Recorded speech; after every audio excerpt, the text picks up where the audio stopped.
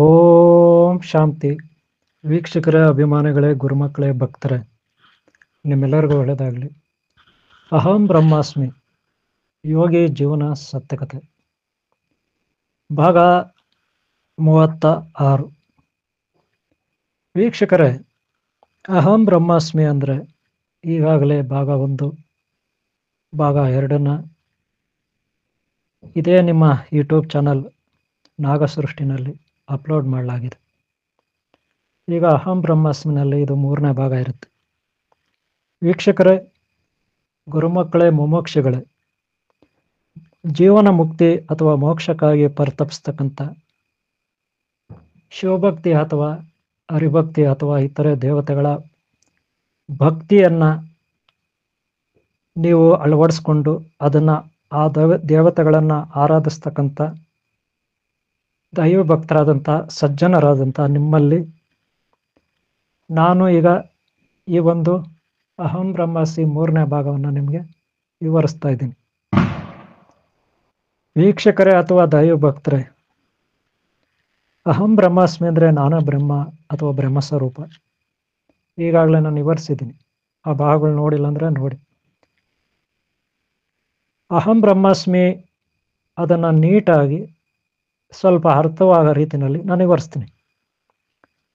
ನೋಡಿ, ನಿಮ್ಮ ಜೀವನದಲ್ಲಿ ಬಾಲ್ಯದಲ್ಲಿ ನಿಮಗೆ ನೀವು ಜನ್ಮ ಆದಾಗ ತಂದೆ ಯಾರು, ತಾಯಿ ಯಾರು, ಅಣ್ಣ ಯಾರು, ಅಕ್ಕ ಯಾರು, ಬಂಧು ಬಳಗ ಯಾರು ಅಂತ ಗೊತ್ತಿರೋದಿಲ್ಲ. ತದನಂತರ 1 ವರ್ಷ, 2 ವರ್ಷ, 3 ವರ್ಷ, 4 ವರ್ಷ ಆದಮೇಲೆ ನಿಮ್ಗೆ ಗೊತ್ತಾಗುತ್ತೆ ಅಪ್ಪ, ಅಮ್ಮ, ಅಣ್ಣ, ತಂಗಿ, ಅಕ್ಕ, ಮಾಮ, ಅತ್ತೆ, ಅತ್ತಿಗೆ, ಚಿಕ್ಕಪ್ಪ, ಚಿಕ್ಕಮ್ಮ, ದೊಡ್ಡಪ್ಪ, ಅಜ್ಜಿ, ತಾತ ಇತ್ಯಾದಿ. ಅಂದರೆ ನಿಮ್ಮ ಕುಟುಂಬದವ್ರು ಅಷ್ಟೇ ಅಲ್ಲ, ಅಕ್ಕಪಕ್ಕ ಮನೆ ಇರೋರು ಕೂಡ ನಿಮ್ಗೆ ಗೊತ್ತಿರುತ್ತೆ. ಅವರೆಲ್ಲ ಮೊದಲು ನಿಮ್ಗೇನು ಗೊತ್ತಿರೋದಿಲ್ಲ ಬಾಲ್ಯದಲ್ಲಿರುವಾಗ. ಅನಂತರ ನಿಮಗೆ ಬುದ್ಧಿ ಬಂದ ಮೇಲೆ, ಬುದ್ಧಿ ಸ್ವಲ್ಪ ಬೆಳೀತಾ ಅಕ್ಕಪಕ್ಕ ಮನೆಗಳು, ಹಾಗೆ ಪ್ರಾಣಿಗಳು, ನಾನಾ ರೀತಿಯ ಪ್ರಾಣಿಗಳ ಪರಿಚಯ ಆಗುತ್ತೆ ನಿಮಗೆ. ನಾಯಿ ಬಗ್ಗೆ ತಿಳ್ಕೊತೀರಾ, ಕುರಿ ಬಗ್ಗೆ ತಿಳ್ಕೊತೀರಾ, ಮೇಕೆ ಬಗ್ಗೆ ತಿಳ್ಕೊತೀರಾ, ಹಸು ಬಗ್ಗೆ ತಿಳ್ಕೊತೀರಾ, ಹೀಗೆ ಒಂಟೆ, ಹುಲಿ, ಸಿಂಹ, ಚಿರತೆ, ಕರಡಿ, ನಾನಾ ರೀತಿಯ ಪಕ್ಷಿಗಳು, ಹೀಗೆ ನದಿ, ಸಾಗರಗಳು, ಬೆಟ್ಟ, ಗುಡ್ಡಗಳು, ಗ್ರಹ, ತಾರೆಗಳು, ಇದೆಲ್ಲವನ್ನೂ ನೀವು ತಿಳ್ಕೊತೀರ. ಓಕೆ, ಇದು ತಿಳುವಳಿಕೆ, ಜ್ಞಾನ ಅಂತ ನೀವು ಅನ್ಕೊಂತೀರ. ಖಂಡಿತ ಅಲ್ಲ. ನೋಡಿ, ಬ್ರಹ್ಮಜ್ಞಾನ ಅಂದರೆ ಭಾಳ ಸೂಕ್ಷ್ಮವಾಗಿರುತ್ತೆ. ಪ್ರಾರಂಭದಲ್ಲಿ ನಾನು ಭಾಗ 1ರಲ್ಲಿ ಹೇಳಿದ್ದೀನಿ, ಸೂರ್ಯ ಭಗವಾನಿಂದ ನನ್ನ ಜನ್ಮ ಆಯಿತು. ಸೂರ್ಯ ಭಗವಾನ್ನ ಒಂದು ಕಿಡಿ ನಾನು. ಆನಂತರ ಅಶ್ವತ್ಥಕಟ್ಟೆ, ನಾಗರಕಟ್ಟೆ ಉಟ್ಕೊಳ್ತು. ಆಮೇಲೆ ನನ್ನ ಕೈನ ಹಿಡ್ಕೊಂಡು ಒಬ್ಬರು ಶಾಂತನವರು ಕರ್ಕೊಂಡು ಹೋದರು. ಆಮೇಲೆ ಅವ್ರ ಮನೇಲಿ ಅವ್ರ ಅಪ್ಪ ಅಮ್ಮ ಇದ್ದರು. ಆನಂತರ ನನಗೂ ಅನ್ನಿಸ್ತು, ನನಗೂ ಬೇಕು ಅಪ್ಪ ಅಮ್ಮ ಅಂತ. ಅವಳಿಗೆ ಅಕ್ಕ ಆಯಿತು, ನನಗೂ ಅಕ್ಕ, ತಂಗಿ, ಅಣ್ಣ, ತಮ್ಮ ಬೇಕು ಅನ್ನಿಸ್ತು. ಅಂದರೆ ಈ ರೀತಿ ಅನ್ನಿಸ್ದಾಗ ನನಗೂ ಒಂದು ಕುಟುಂಬ ಹುಟ್ಕೊತು. ತಂದೆ ತಾಯಿ ಅಂತ ಹುಟ್ಕೊತು, ಅಣ್ಣ ಅಂತ ಹುಟ್ಕೊತು, ತಂಗಿ ಅಂತ ಹುಟ್ಕೊತು. ಅನಂತರ ಮನೆಗಳಲ್ಲಿ ಪ್ರಾಣಿಗಳು, ಪಕ್ಷಿಗಳು, ಕೋಳಿಗಳು, ಕುರಿಗಳು, ಮೇಕೆಗಳು, ದನಗಳು ಎಲ್ಲ ಹುಟ್ಕೊತು. ಅಕ್ಕಪಕ್ಕವರು ಹುಟ್ಕೊಂಡ್ರು. ಇದೆಲ್ಲ ಹೇಗೆ ಸಾಧ್ಯ? ಬ್ರಹ್ಮಜ್ಞಾನ ಅಂದರೆ ಬಹಳ ಸೂಕ್ಷ್ಮವಾಗಿರುತ್ತೆ. ನೀವು ಸ್ಟೇಟಸ್ಗಳಲ್ಲಿ, ಸಿನಿಮಾಗಳಲ್ಲಿ ಅಥವಾ ಇನ್ನೆಲ್ಲ ಓದಿದರೆ ಈ ಬ್ರಹ್ಮಜ್ಞಾನ ನಿಮಗೆ ಲಭಿಸಲ್ಲ. ಬ್ರಹ್ಮಜ್ಞಾನ ಅಂದರೆ ಅದು ಬಹಳ ಸೂಕ್ಷ್ಮ. ಅದು ಯಾವುದೇ ಗ್ರಂಥಗಳಲ್ಲಿ ವಿವರಿಸ್ಲಿಕ್ಕೆ ಆಗೋದಿಲ್ಲ. ವಿವರಿಸ್ಲಿಕ್ಕೆ ಆಗದೆ ಇರೋಂಥದ್ದನ್ನು ನಾವು ಬ್ರಹ್ಮಜ್ಞಾನ ಅಂತೀವಿ.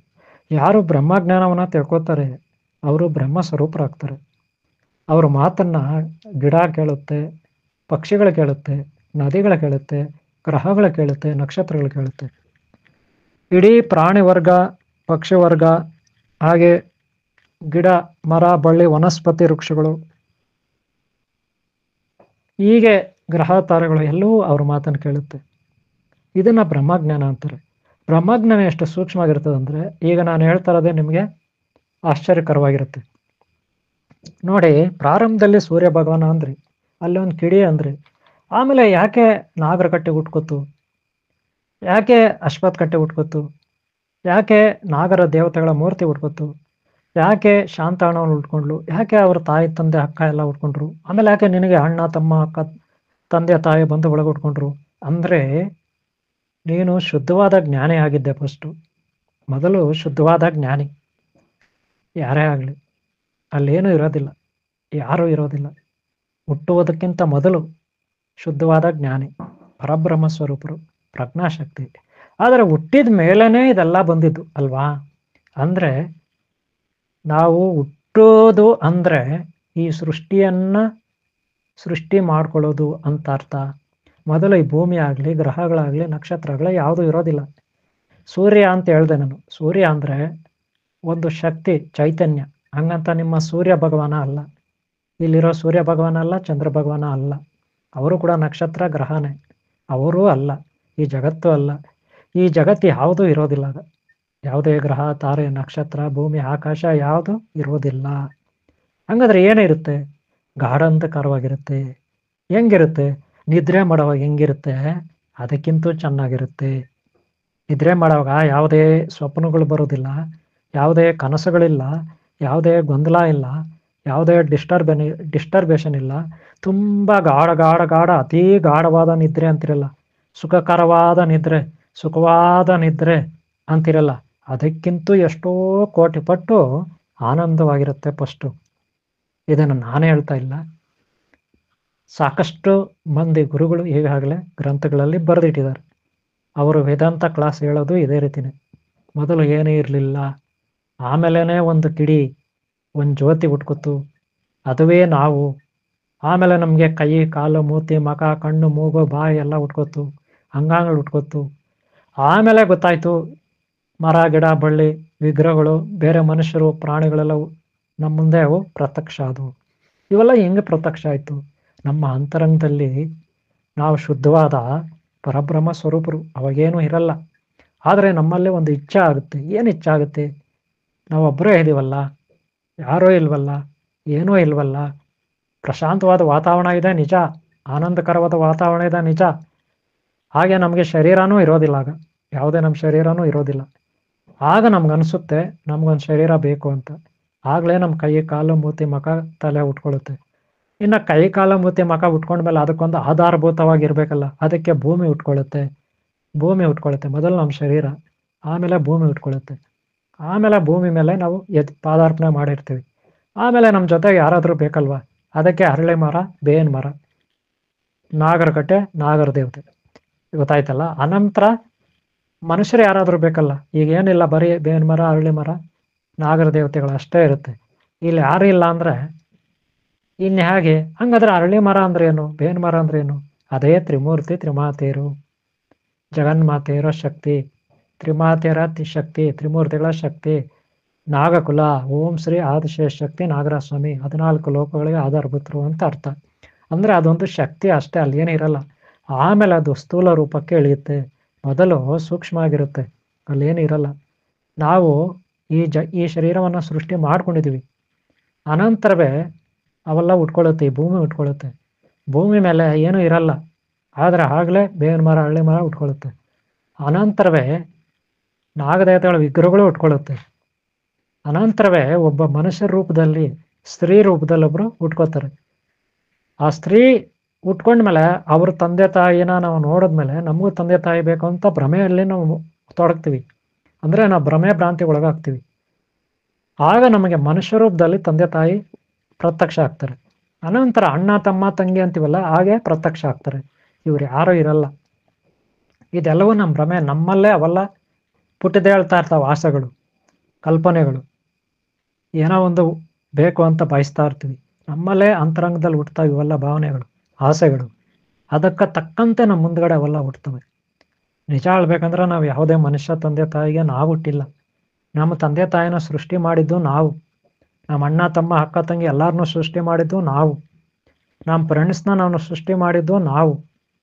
ಈ ಬೇವಿನ ಮರ, ಅರಳಿ ಮರ, ಅಲ್ಲಿನ ಕಲ್ಲಿನ ಮೂರ್ತಿಗಳನ್ನು ಸೃಷ್ಟಿ ಮಾಡಿದ್ದು ನಾವು.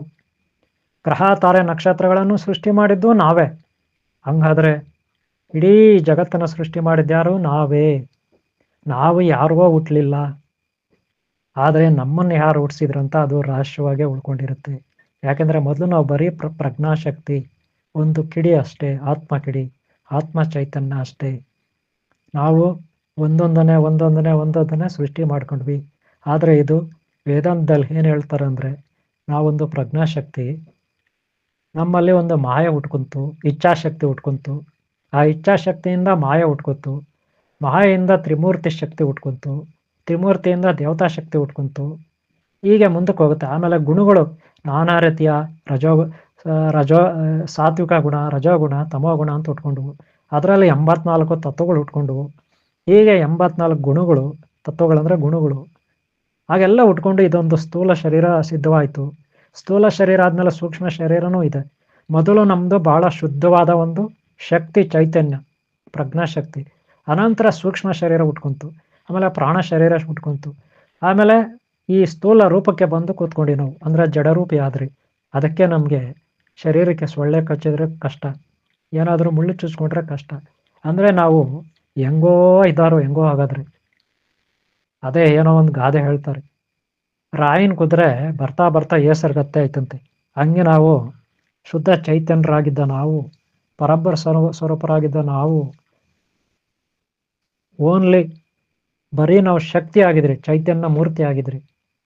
ಅಂಥವ್ರು ನಾವು ಇರ್ಲಾರ್ದ ಯಾವುದೋ ಮೋಹ ಅಂಧಕಾರಕ್ಕೆ ಒಳಗಾಗಿ ಏನೋ ಒಂದು ಸೃಷ್ಟಿ ಮಾಡ್ಕೋಬೇಕು ಅಂತ ಅಂದ್ಕೊಂಡು ಈ ಜಗತ್ತನ್ನು ಸೃಷ್ಟಿ ಮಾಡಿಕೊಂಡು, ಇಲ್ಲಿ ತಂದೆ ತಾಯಿ ಅಣ್ಣ ತಮ್ಮ ಎಲ್ಲರನ್ನೂ ಸೃಷ್ಟಿ ಮಾಡಿಕೊಂಡು, ಕೊನೆಗೆ ಅವನು ನನ್ನನ್ನು, ಅವಳು ನನ್ನ ಅಕ್ಕ, ಇವಳು ನನ್ನ ತಂಗಿ, ಇವನು ನನ್ನ ತಮ್ಮ, ಇವರು ನಮ್ಮ ಅಪ್ಪ ಅಮ್ಮ ಅಂತ ನಾವು ಅವ್ರಿಗೆ ಗುಲಾಮರಾದ್ರಿ. ಈ ಜಗತ್ತಿಗೆ ನಾವು ಗುಲಾಮರಾದ್ರಿ.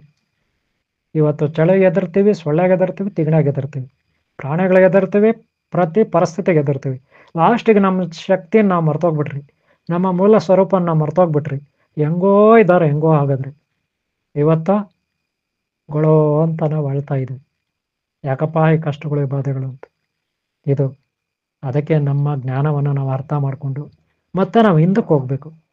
ಈ ಸ್ಥೂಲ ರೂಪ ಶರೀರದಿಂದ ಸೂಕ್ಷ್ಮಕ್ಕೆ ಹೋಗಬೇಕು, ಸೂಕ್ಷ್ಮ ರೂಪ ಶರೀರದಿಂದ ಪ್ರಾಣಕ್ಕೆ ಹೋಗಬೇಕು, ಪ್ರಾಣದಿಂದ ಆತ್ಮಕ್ಕೆ ಹೋಗಬೇಕು, ಆತ್ಮದಿಂದ ಪರಮಾತ್ಮನಲ್ಲಿ ಲೀನವಾಗಿ ಹೋಗ್ಬೇಕು. ಇದು ಆತ್ಮಜ್ಞಾನ, ಬ್ರಹ್ಮಜ್ಞಾನ. ಹೇಗೆ ನಾವು ಈ ಜಗತ್ತನ್ನು ಸೃಷ್ಟಿ ಮಾಡ್ಕೊಳ್ತೀನೋ ಅದಕ್ಕೆ ಇದೊಂದು ಪಾರ್ಟ್. ಇಲ್ಲಿವರೆಗೂ ಮತ್ತೆ ನಾವು ಮುಂದಿನ ಭಾಗದಲ್ಲಿ ಇನ್ನೂ ಹೆಚ್ಚಾಗಿ ತಿಳ್ಕೊಳ್ಳೋಣ. ಬ್ರಹ್ಮಜ್ಞಾನನ ಭಾಳ ಕಷ್ಟಪಟ್ಟು ಅರ್ಥ ಮಾಡ್ಕೋಬೇಕು. ಕೇವಲ ಒಂದು ವಿಡಿಯೋ ನೋಡಿದ್ರೆ, ಒಂದು ಆಡಿಯೋ ಕೇಳಿದ್ರೆ, ಒಂದು ಅರ್ಧ ಗಂಟೆ ಕೇಳ್ಬಿಡಿದ್ರೆ ಬ್ರಹ್ಮಜ್ಞಾನ ಅರ್ಥ ಆಗಲ್ಲ. ಯಾರಿಗೆ ಬ್ರಹ್ಮಜ್ಞಾನ ಬರುತ್ತೆ ಅವರಿಗೆ ಎಲ್ಲ ದೇವತೆಗಳ ಒಂದು ಶಕ್ತಿ ಬಂದಂತಾಗುತ್ತೆ. ಎಲ್ಲ ಗ್ರಹ ತಾರೆ ನಕ್ಷತ್ರಾದಿಗಳು, ಇಡೀ ಬ್ರಹ್ಮಾಂಡಗಳ ಐಶ್ವರ್ಯ, ಅದರ ಮಾಲೀಕತ್ವ ಅವರಿಗೆ ಲಭಿಸುತ್ತೆ. ಯಾರಿಗೆ ಬ್ರಹ್ಮಜ್ಞಾನ ಲಭಿಸುತ್ತೆ ಅವರಿಗೆ ಎಲ್ಲ ವಿದ್ಯೆಗಳು, ನೀವೇನು ಹೇಳ್ತೀರಿ ಪಂಚಮ ವೇದಗಳು ಅಂತ, ವೇದಗಳು, ಪುರಾಣಗಳು, ಶ್ರುತಿಗಳು, ಹಾಗೆ ಸಾಕಷ್ಟು ಗ್ರಂಥಗಳ ತಿಳುವಳಿಕೆ, ಅವರೇ ಮಹಾನ್ ಜ್ಞಾನಿ ಆಗ್ತಾರೆ, ಅವರೇ ಮಹಾನ್ ಶಕ್ತಿ ಆಗ್ತಾರೆ. ಇದನ್ನು ಬ್ರಹ್ಮಜ್ಞಾನ ಅಂತಾರೆ. ಯಾರು ಸೂಕ್ಷ್ಮವಾದ ತತ್ವಗಳನ್ನು ಅರ್ಥ ಮಾಡ್ಕೋತಾರೆ ಅವ್ರಿಗೆ ಇಷ್ಟೆಲ್ಲ ಶಕ್ತಿ ಇರುತ್ತೆ. ಅದಕ್ಕೆ ಬ್ರಹ್ಮಜ್ಞಾನ ಅಷ್ಟು ಸುಲಭವಾಗಿ ಅರ್ಥ ಆಗಲ್ಲ.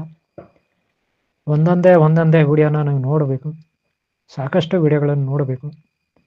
ಎಷ್ಟೋ ಮಂದಿ ಋಷಿಮುನಿಗಳು, ಜ್ಞಾನಿಗಳು, ಮಹಾತ್ಮರು 100 ವರ್ಷ, 1000 ವರ್ಷ, ಲಕ್ಷಾಂತರ ವರ್ಷ ತಪಸ್ ಮಾಡಿದ್ರು, ಎಷ್ಟೋ ಪುಸ್ತಕಗಳನ್ನು ಓದಿ ಒಂದು ಸೈಡ್ಗೆ ಇಟ್ಟರು, ಎಷ್ಟೋ ಗುರುಗಳ ಹತ್ರ ಕಲ್ತರು, ಅವ್ರಿಗೆ ಬ್ರಹ್ಮಜ್ಞಾನ ಅನ್ನೋದೇ ಲಭಿಸಿರಲ್ಲ.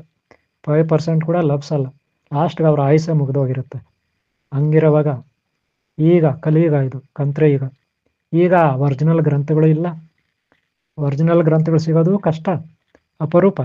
ಒಳ್ಳೆಯ ಗುರುಗಳು ಸಿಗೋದಂತೂ ಅದಂತೂ ಹೇಳಲೇಬೇಡಿ. ಎಲ್ಲೋ ಒಬ್ರು ಇರ್ತಾರೆ, ಅವ್ರು ಸಿಗ್ಬೇಕಲ್ಲ.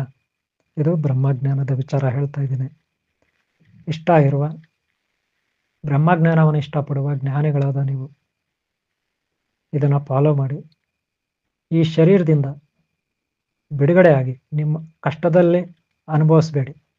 ಶರೀರಗಳಲ್ಲಿ ಬಂದಿ ಆಗಿ ರೋಗಗಳ ಬಾಧೆಯಿಂದ, ದಾರಿದ್ರ್ಯದ ಬಾಧೆಯಿಂದ, ಸಮಸ್ಯೆಗಳ ಬಾಧೆಯಿಂದ ಮುಕ್ತರಾಗಿ. ಮೊದಲು ಸಮಸ್ಯೆಗಳಿಂದ ಮುಕ್ತರಾಗಬೇಕು. ಈ ಶರೀರದ ಬಂಧನದಿಂದ, ಈ ಮನಸ್ಸಿನ ಬಂಧನದಿಂದ ನಾವು ಬಿಡುಗಡೆ ಆಗಬೇಕು. ಅದೇ ಈ ಜನ್ಮದ ಉದ್ದೇಶ ಆಗಿರುತ್ತೆ. ನಮ್ಮನ್ನು ನಾವು ಅರ್ಥ ಮಾಡ್ಕೋಬೇಕು, ನಮ್ಮ ಶಕ್ತಿಯನ್ನು ನಾವು ಪಡೆಯಬೇಕು. ಆಗಲೇ ನಮ್ಮ ಜನ್ಮ ಸಾರ್ಥಕ. ಪ್ರಯತ್ನ ಪಡಿ.